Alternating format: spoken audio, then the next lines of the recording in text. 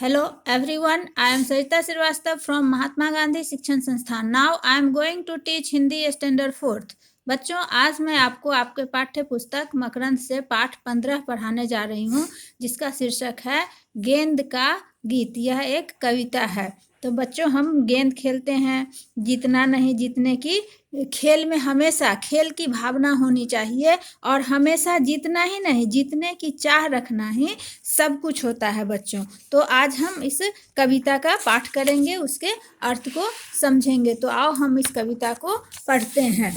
कविता पाठ करते हैं.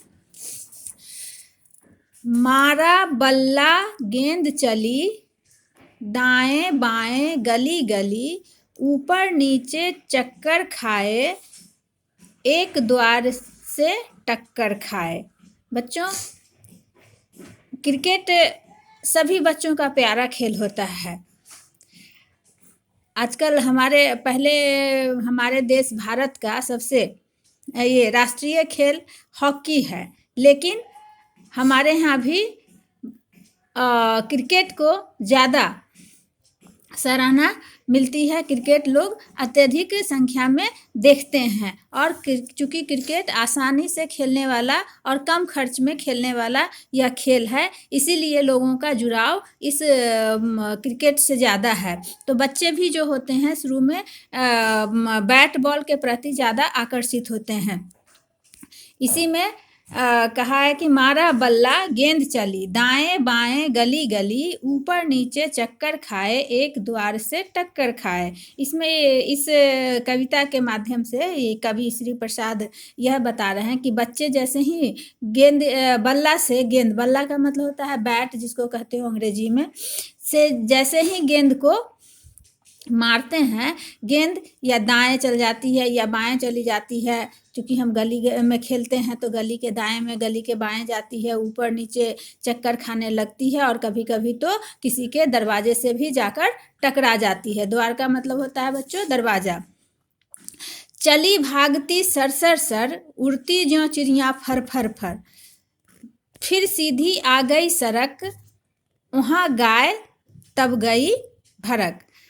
अगर हम गली में बच्चे ज़्यादातर गलियों में क्रिकेट खेलते रहते हैं, तो क्रिकेट पर ये जब हम बल्ला मारते हैं गेंद पर, तो वह सर सर करते हुए आगे की ओर निकल जाती है. कभी कभी ऊपर की ओर मार देते हैं तो जैसे लगता है कि चिड़िया फर फर आसमान में उड़ के आगे बढ़ रही हो.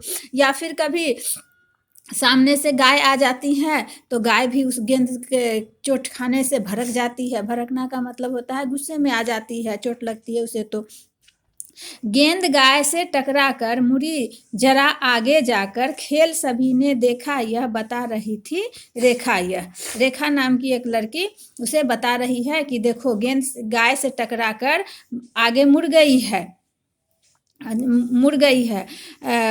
हुआ एक जादू सा फिर, गेंद गई पैरों से घिर, गेंद वहीं से लौट पड़ी, सड़क पार कर बहुत बड़ी.